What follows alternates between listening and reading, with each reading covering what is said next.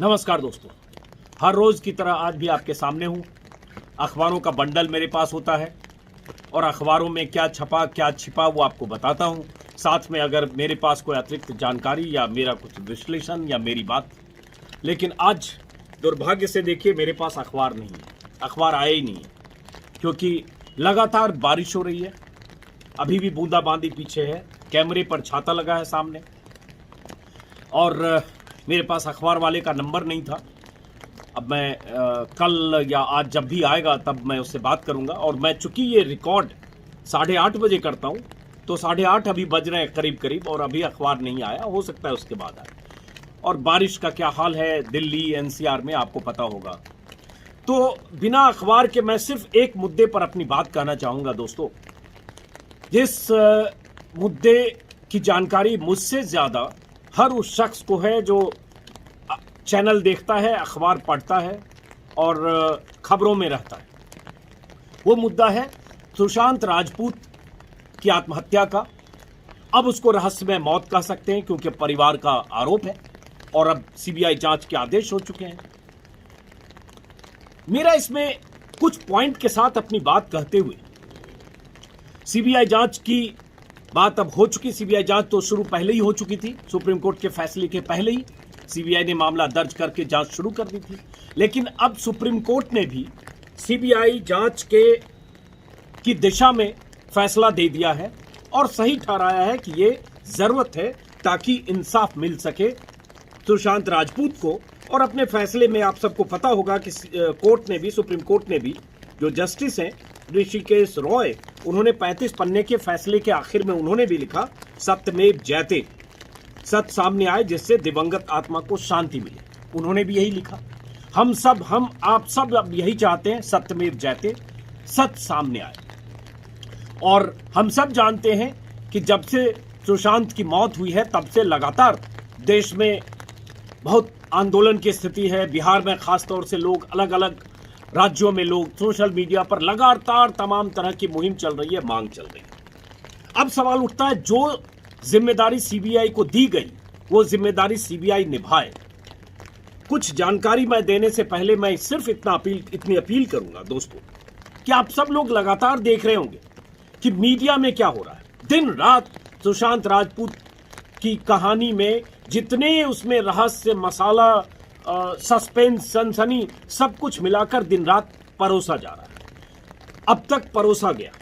अब सीबीआई जांच सीबीआई जांच पहले शुरू हो चुकी थी, लेकिन अब सुप्रीम कोर्ट के फैसले के बाद एक कायदे से पूरे अधिकार के साथ सीबीआई जांच करेगी ताकि मुंबई पुलिस या कोई उसमें दखल किसी की ना हो। यह सुप्रीम कोर्ट के फैसले के बाद तय हो गया। अब सवाल उठता है जो सुप्रीम कोर्ट ने कहा, और सुप्रीम कोर्ट के, अभी मैं खबर देख रहा था, मैं तलाशने की कोशिश कर रहा था आप लोगों से बात करने से पहले, तो मैंने अभी कहीं देखा किसी वेबसाइट पर, आज तक की वेबसाइट पर है, 4 अधिकारियों के नाम अभी आए हैं जो इसकी जांच करेंगे। ज्वाइंट डायरेक्टर मनोज शांडिल इसका नेतृत्व करेंगे इस टीम का, और गगनदीप हैं, उसके बाद एसपी नुपुर हैं और एडिशनल एसपी अनिल यादव हैं। 4 लोगों के नाम हैं जो इस पूरे मामले की जांच करेंगे। मैं आज तक की वेबसाइट पे देख रहा था, गगनदीप गंभीर, एसपी नुपुर प्रसाद और एडिशनल एसपी अनिल यादव जांच करेंगे। अब ये जांच हो, और जांच जरूरी है क्योंकि जिज्ञासा सबकी है। कुछ सवाल हैं, मैंने भी जब भी 2 वीडियो या 3 वीडियो कुल मैंने बनाए इतने दिनों में, क्योंकि मुझे लगा जब मीडिया दिन रात यही काम कर रहा है, 24 घंटे के कवरेज में 12 घंटे जब मीडिया में यही सब चल रहा है और तमाम तरह के आकलन, कयास, आरोप प्रत्यारोप सब चल रहे हैं, तो काफी लोग कर रहे हैं। लेकिन मेरा यह शुरू से मानना था, अब भी है, कि अगर परिवार के लोग सीबीआई की जांच चाहते थे तो सीबीआई की जांच होनी चाहिए। अब हो रही है, लेकिन जो हुआ, जो राजनीति है और जो इसके पीछे कहानी है वो भी बहुत रहस्यमय है और उसके पीछे कुछ वजह हैं, आप सब लोग समझते हो।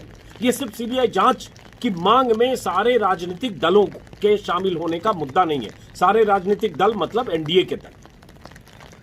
और ऐसा लग रहा है कि कहीं न कहीं निशाने पर महाराष्ट्र सरकार, उद्धव ठाकरे का परिवार, आदित्य ठाकरे, ये सब सेना के लोगों का आरोप है। सुप्रीम कोर्ट ने जो कहा सो कहा, उस पर आगे आएंगे।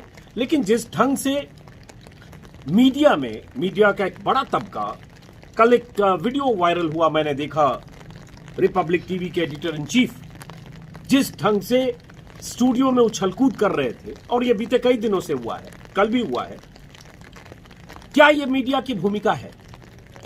और अब वो वक्त नहीं आ गया है कि सीबीआई जांच सौंप दी गई, अब सीबीआई को चैन से बिना मीडिया ट्रायल के, बिना दिन रात इसकी एक एक छिलके उतारने के सीबीआई को काम करने देना चाहिए, और उससे पता चलेगा आगे कि सीबीआई की जांच किस दिशा में जाती है और जांच के नतीजे क्या आते हैं। यही सुप्रीम कोर्ट ने कहा। तो तब तक क्या मीडिया ट्रायल, ये तमाशा, ये उछलकूद स्टूडियो में जो हो रहा है, ये बंद नहीं होना चाहिए, क्योंकि ये बहुत बड़ा सवाल है। और ये कई बार सीबीआई के जो अधिकारी हैं, जो पूर्व अधिकारी रह चुके हैं, जो पूर्व आईपीएस अधिकारी हैं, जो मौजूदा आईपीएस अधिकारी हैं, उन लोगों ने भी लिखा है ट्विटर पर कि लगातार मीडिया ट्रायल से केस में इतना घालमेल हो जाएगा कि कई बार सच पता ही नहीं चलता है कि हुआ क्या है। और सीबीआई का इसलिए कन्विक्शन रेट देखेंगे, बहुत सारे लोग उस पर बात कर रहे हैं, मैं उस पर बहुत डिटेल में नहीं जाऊंगा, 3%। और उसी केस में क्या हुआ, इतनी तरह की जांच, सीबीआई की जांच कई बार, और उसके बाद जांच में इतने तरह के कंफ्यूजन। तो एक वीडियो जो वायरल हुआ, मैं चाहता हूं आप भी देख लें, ताकि आपकी राय भी मायने रखती है। क्या ये उछलकूद जरूरी है? क्या इस तरह से चीखना, चिल्लाना और इसको इस तरह से पर्सनल लेवल पर ले जाकर पर्सनल विक्ट्री के तौर पर स्टूडियो में, क्या ये पत्रकार की भूमिका है, या उस समय लग रहा है आप नेता के तौर पर हैं, या उस समय एक्टिविस्ट के तौर पर हैं, या उस समय पूर्वाग्रह पाले हुए एक भयंकर तौर से किसी दल विशेष या किसी नेता विशेष से नफरत करने वाले एक एंकर के तौर पर हैं। हालांकि एंकर कहना मुश्किल है जो भूमिका है, लेकिन वो वीडियो आप देखिए, छोटा सा वीडियो आप देखिए, और उसके बाद आपकी राय भी मायने रखती है। Parambir Singh should resign because the Supreme Court has said the Mumbai police has to cooperate with the Central Bureau of Investigation now. That is a clear statement that is coming from the Mumbai police. The Mumbai police has been told, I would say warned by the Supreme Court of India to cooperate with the CBI. Big moment. Congratulations to all. Priyanka, to you, Pratibha, to all of us, Swapnil. This is an incredible moment in our country's history. And we have more updates coming in from the CBI. Wow! ऐसा ही एक video है जो कल viral हुआ, बिहार के DGP Gupteshwar Pandey का। गुप्तेश्वर पांडे जिस ढंग से बयान दे रहे हैं, और रिया चक्रवर्ती के किसी बयान का हवाला देकर उन्होंने कहा कि रिया की औकात नहीं है बिहार के मुख्यमंत्री के बारे में इस तरह से टिप्पणी करने की। सवाल उठता है, क्या डीजीपी को वर्दी में इस तरह के बयान एक राजनेता के तौर पर देना चाहिए? अगर रिया चक्रवर्ती ने कुछ बयान दिया जो बयान मुख्यमंत्री के खिलाफ है, तो उस बयान पर प्रतिक्रिया देने का अधिकार जेडीयू नेताओं को है, एनडीए के घटक दल के नेता कर सकते हैं, पार्टी के कार्यकर्ता कर सकते हैं, और वो हक है, करें। और उसके बाद वो ऐसे शब्दों का भी इस्तेमाल करें अगर नेता हैं तो। लेकिन डीजीपी वर्दी में, जिनकी निष्ठा बिहार के कायदे कानून के पालन कराने तक सीमित है और सरकार के निर्देशों के पालन करने तक सीमित है, वो डीजीपी कह रहे हैं कि रिया की औकात नहीं है, तो क्या ये भाषा डीजीपी को शोभा देती है? मैं छोटा सा टुकड़ा सुनाऊंगा, उसके बाद फिर वापस लौटते हैं। बिहार के मुख्यमंत्री पर कमेंट करने की औकात रिया चक्रवर्ती की नहीं है। उसने कुछ किए थे, उसको रिया चक्रवर्ती की औकात नहीं है बिहार के मुख्यमंत्री पर टिप्पणी करने की। बिहार के मुख्यमंत्री पर कमेंट करने की औकात रिया चक्रवर्ती तो ये की सवाल नहीं है कि इसमें राजनीति तो हो रही है, इसका आपको भी अंदाजा होगा। बिहार के बहुत सारे नेता कर रहे हैं, बीजेपी के बहुत सारे नेता कर रहे हैं, उनके निशाने पर इस बहाने उद्धव ठाकरे का परिवार, आदित्य ठाकरे, महाराष्ट्र की सरकार, सब कुछ है। संबित पात्रा ने भी कल इसी ढंग से कुछ लिखा था ट्विटर पर, महाराष्ट्र सरकार जारिया है। और इसी तरह से अर्नब गोस्वामी उछल कूद कर रहे हैं, क्योंकि अर्नब गोस्वामी का 36 का रिश्ता उद्धव ठाकरे से और सरकार से और मुंबई पुलिस कमिश्नर से है, क्योंकि मुकदमेबाजी हुई थी, आपको पता होगा, उसका भी एक लंबा इतिहास है। अब मेरा सिर्फ इतना कहना है कि जांच सीबीआई को सौंप दी गई, सीबीआई की जांच होने तक, जब तक अधिकृत तौर पर सीबीआई कुछ नहीं बताती, तब तक मीडिया ट्रायल और हर रोज ये तमाशा, ये सनसनी, ये शोर और इस तरह से भटकाने की कोशिशें बंद होनी चाहिए। अब आते हैं बात कि जो सुप्रीम कोर्ट ने कहा, चूंकि अखबार नहीं है, आपको बता दूं आज मेरे पास अखबार नहीं है, कोर्ट ने बहुत जरूरी चीजें कही है और मैं अलग अलग राय लोगों की हो सकती है, लेकिन मैं मानता हूं कि जांच इसकी अब जरूरी है। अगर सवालों के घेरे में अगर संदिग्ध परिवार, जो सुशांत का परिवार है, अगर मुंबई पुलिस की जांच को सही नहीं मानता है तो कुछ सवाल मुंबई पुलिस पर उठे थे जब बिहार के आईपीएस अफसर विनय तिवारी गए थे और उन्हें मुंबई में जिस ढंग से क्वारंटीन किया गया था, क्योंकि उस वक्त फ्लाइट से जो लोग जा रहे थे उन्हें क्वारंटीन नहीं किया जा रहा था। बाद में फिर सिलसिला जब उस पर सवाल बहुत उठे तो फिर नया कायदा कानून या नई गाइडलाइंस आई। लेकिन उसके बावजूद जिस तरह से राजनीति हो रही है, अब कहा जा रहा है कि निशाने पर आदित्य ठाकरे हैं। आज इकोनॉमिक टाइम्स की एक वेबसाइट अभी मैं जल्दी में देख रहा था, उसमें लग रहा है कि जो महाराष्ट्र का गठबंधन है, उस गठबंधन के भीतर भी एक दबाव शुरू हुआ है। और जिस ढंग से पार्थ पवार, जो अजीत पवार के बेटे हैं, शरद पवार के पोते हैं, उन्होंने भी कल ट्वीट किया था सत्यमेव जयते। उसके बाद अब ये सवाल है कि सीबीआई जब जांच शुरू करेगी तो मुमकिन है, मुमकिन नहीं है, मतलब ऐसा होगा, मैं अभी मुमकिन है मान रहा हूं कि उसके जितने चश्मदीद हैं, जितने विटनेस हैं, जितनी घटना की जितनी कड़ियां हैं, उन कड़ियों को जोड़ने की कोशिश होगी। और उस कनेक्शन में चूंकि आदित्य ठाकरे का नाम कई तरह से बहुत सारे लोग ले रहे हैं, मैं तथ्य नहीं जानता, हो सकता है आदित्य ठाकरे को पूछताछ के लिए बुलाया जाए। वो मंत्री हैं, उद्धव ठाकरे के बेटे हैं। वहां बीजेपी मांग करेगी कि वो उनका इस्तीफा हो, और मांग कर रही है बीजेपी मांग तो कर रही है उद्धव ठाकरे का ही इस्तीफा हो। मुंबई पुलिस कमिश्नर के इस्तीफे की मांग हो ही रही है, वो तो अर्नब गोस्वामी भी कर रहे हैं। हालांकि सुप्रीम कोर्ट ने मुंबई पुलिस की जांच को लेकर बहुत ज्यादा सवाल नहीं थे। प्राथमिक तौर पर मुंबई पुलिस ने कुछ गलत नहीं किया है, ये भी सुप्रीम कोर्ट के फैसले का हिस्सा है। अब पता चलेगा कि इस जांच में क्या होता है। सीबीआई के लिए सबसे बड़ी चुनौती होगी कि चूंकि घटना के काफी दिन हो चुके, इसलिए उनकी कड़ियों को जोड़ना, मौका वारदात पर अब शायद कोई एविडेंस नहीं है क्योंकि सफाई हो चुकी है, उस घर के अंदर से वॉक थ्रू हो चुका है, चैनलों पर आप देख चुके होंगे। कैसे मौका वारदात से आप सबूत और ऐसी चीजें जुटाएंगे, या जो चीजें जुटाई है मुंबई पुलिस ने वो मुंबई पुलिस से लेना। जितने विटनेस, मुंबई पुलिस ने 56 लोगों के बयान दर्ज किए, उन सब से दोबारा बात करना। उसके बाद मुंबई पुलिस के पास जो फॉरेंसिक रिपोर्ट है, पीएम रिपोर्ट है, गवाहों के बयान की कॉपी, क्राइम सीन के जो भी फोटोग्राफ्स हैं वो, ऑटोप्सी रिपोर्ट, केस की डायरी, ये सब सीबीआई अब लेगी और उसके बाद उन कड़ियों को जोड़ने की कोशिश करेगी जिससे पता चले कि दरअसल इस मौत के पीछे कोई ऐसी वजह है क्या जिसका आरोप सुशांत के परिवार वाले लगातार लगा रहे हैं। और वो क्या आरोप है आप सबको पता है। उसमें रिया को मोटे तौर पर जिम्मेदार ठहरा रहे हैं, चाहे पैसे का लेन देन हो, चाहे सुशांत पर तमाम तरह के दबाव हो, चाहे सुशांत को परिवार से काट कर रखने की बात हो, चाहे ये भी है कि जब उनकी मौत की खबर मिली, जब उनकी डेड बॉडी अंदर थी तो 10 मिनट बाद उनकी बहन आने वाली थी, लेकिन जल्दी में दरवाजा तोड़ दिया गया, 10 मिनट इंतजार नहीं किया गया। ऐसी 25 बातें लगातार मीडिया में, खबरों में, चैनलों पर आप सुन रहे होंगे। मैं उसके डिटेल में नहीं जा रहा हूँ। आपको ये भी पता होगा कि रिया ने भी शुरू में अमित शाह को टैग करके कहा था कि सीबीआई जांच होनी चाहिए। हालांकि बाद में रिया ने ये भी कहा, उसी में ये भी था कि पटना में एफआईआर जो हुआ है वो स्थानांतरित मुंबई किया जाए, क्योंकि उसको एक मन में शक, शुबहा, डर जो भी रहा होगा।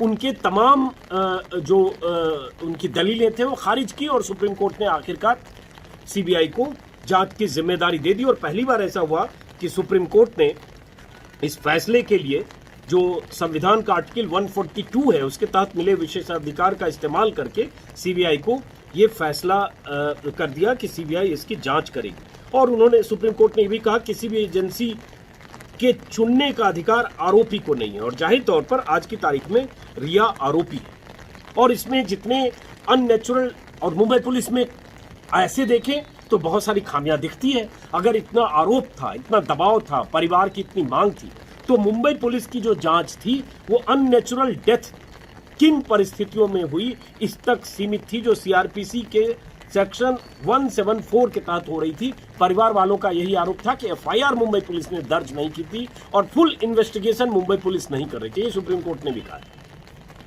तो अब सवाल उठता है कि अब ये सब जांच होगी, परिवार के जितने आरोप हैं, जितने गवाह हैं, जितने ट्रांजैक्शन की बात है, जो पैसे को लेकर परिवार ने कहा है, उसकी ईडी पहले भी जांच कर रही थी। एक खबर कल मैं इकोनॉमिक टाइम्स में देख रहा था, अब मैं नहीं जानता इसका तथ्य क्या है, बट इकोनॉमिक टाइम्स में एक खबर थी कि फॉरेंसिक ऑडिट रिपोर्ट के हिसाब से रिया और सुशांत के बीच कोई फाइनेंशियल ट्रांजैक्शन नहीं हुआ। कल के इकोनॉमिक टाइम्स में था, ठीक खबर, मैं उसी के हवाले से बता रहा हूँ। 5 साल के रिटर्न फाइल का अध्ययन किया था इस जो टीम थी, इसने जो ऑडिट कर रही थी, और उसमें हालांकि उसमें एक बात है कि 2019 में सुशांत के केस में 15 करोड़ रुपए थे जब सुशांत की लाइफ में रिया आई थी, ये भी खबर उसमें है। तो ऐसी कुछ चीजें हैं, अब इसकी जांच होगी, पता चलेगा कि ये ऑडिट रिपोर्ट में कुछ गड़बड़ी है क्या। इसमें है कि मुंबई पुलिस ने इस रिपोर्ट मुंबई पुलिस के किसी अधिकारी को ही कोट किया है इस इकोनॉमिक टाइम्स की भी रिपोर्ट में, जिसमें कहा है कि उनके खाते में 2019 में 15 करोड़ रुपए थे। यह कमाई उनकी पिछले सालों की कमाई से बहुत ज्यादा थी, क्योंकि वह कुछ प्रोजेक्ट में शामिल थे। आय के साथ साथ ऑडिट में यह भी पता चला कि सुशांत ने पिछले 5 सालों में अपने स्टाफ के ऊपर दिल खोलकर खर्च किया। इकोनॉमिक टाइम्स में खबर है, मैं नहीं जानता इसकी सत्यता क्या है, नए सिरे से सीबीआई पूरे मामले की जांच करेगी। मेरा सिर्फ दोस्तों इतना कहना है, मैं इस पक्ष में हूं और था कि जांच होनी चाहिए और जो भी सच है वो सच सामने आना चाहिए। और परिवार वालों को अगर लगता है कि इसमें कुछ ऐसी लापरवाही मुंबई पुलिस ने बरती है, या मुंबई पुलिस ने आरोपियों को, दोषियों को, या जो भी इस मौत के लिए जिम्मेदार है उनको बचाने की कोशिश की है, वो भी पता चलना चाहिए। लेकिन अब राजनीति बंद होनी चाहिए, इसमें कोई शक नहीं है कि इसमें राजनीति हो रही है। बिहार में चुनाव है, अक्टूबर नवंबर में, निशाने पर महाराष्ट्र सरकार है, बीजेपी को इस बहाने मौका मिला है आदित्य ठाकरे, उद्धव ठाकरे को टारगेट करने का। बीजेपी नेताओं के लगातार बयान आप देखेंगे तो ऐसा ही लगेगा कि उनके लिए बहुत बड़ा मुद्दा इसलिए भी है क्योंकि राजनीतिक स्कोर सेट करना है, सक्रिय करना है, राजनीतिक स्कोर साधना है, तो ये भी दिखता है। और ऐसे बिहार में एक एक करके बयान और उसके बाद क्रेडिट लेने की होड़।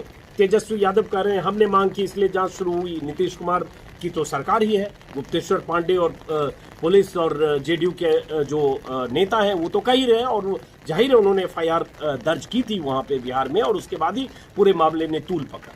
तो अब सिर्फ मुद्दा इतना है कि जांच होने दीजिए दोस्तों, मीडिया के साथियों। 2 ट्वीट मैं दिखा रहा हूँ, एक ट्वीट अरुण कुमार जो पूर्व सीबीआई अफसर रहे, अभी डीजी हैं वो आरपीएफ में, और दूसरे एक अरुण बोथरा हैं जो आईपीएस अफसर हैं, आईजी लेवल के अधिकारी हैं उड़ीसा में। उन दोनों के 2 ट्वीट में दिखा रहा हूं। इस ट्वीट में दोनों ने यही कहा है कि मामले की जांच होनी चाहिए, मीडिया ट्रायल, लिंचिंग जैसी सिचुएशन है ये नहीं होनी चाहिए। अरुण बोथरा का ये ट्वीट मेरे ख्याल से 20 दिन पहले का है, ये 31 जुलाई का ट्वीट है, और उसी समय का अरुण कुमार का भी ट्वीट है जिसमें अरुण कुमार ने लिखा है, लंबे समय तक सीबीआई में रहे हैं, जिसमें उन्होंने लिखा है कि इतना एक्सटेंसिव मीडिया ट्रायल के बाद ये सीबीआई के लिए भी मुश्किल होगी कि इस मामले में सच को खोदकर निकाले। ये अपने तजुर्बे से कह रहे हैं। और वैसे ही अरुण बोथरा कह रहे हैं कि अब जो इन्वेस्टिगेशन, हालांकि पहले का है कि ये इन्वेस्टिगेशन हो और सच सामने आए, जस्टिस मिले, इंसाफ मिले, लेकिन ये मामला classical example of lynching by social and electronic media बन रहा है। ये उन्होंने कहा था, ये 20 दिन पहले का थी, लेकिन ये सच, ये आप देख रहे हैं। जिसको जिससे स्कोर सेट करना है, जिससे जिसको बदला लेना है, जिससे जिसको पूर्वाग्रह है, जिससे जिसकी दुश्मनी है, वो हर आदमी दुश्मनी निकाल रहा है, चाहे वो नेता हो, चाहे एंकर हो, चाहे पत्रकार हो, या जिससे वैचारिक दुश्मनी है। दुश्मनी मतलब ये नहीं होता है, दुश्मनी मतलब वैचारिक दुश्मनी भी होती है, पालेबंदी, मोर्चेबंदी भी होती है। तो दोस्तों इस वीडियो को यहीं खत्म करता हूँ, और माफी के साथ कि बूंदाबांदी हो रही है काफी। आज जो ये जो पानी देख रहे हैं ये पसीने का नहीं है, ये बूंदाबांदी का है। और चूंकि अखबार नहीं आया, आखिर में फिर मैं आपको कहूँ अखबार नहीं आया, इसलिए मैंने अपनी बात बिना अखबार के जो मेरी राय थी वो मैंने कही। और ये सामने देखिए कैमरे पर छाता लगा है, इसलिए मैं छाता उठा भी लेता हूँ। ये देखिए और ये ठीक ठाक बूंदाबांदी हो रही है। तो हमारी मुलाकात फिर होगी किसी और वीडियो में, और आप सबसे आग्रह है कि जिन्होंने सब्सक्राइब नहीं किया वो सब्सक्राइब करेंगे और हमारे YouTube चैनल को देखते रहें। बस मौसम का मजा लीजिए। नमस्कार।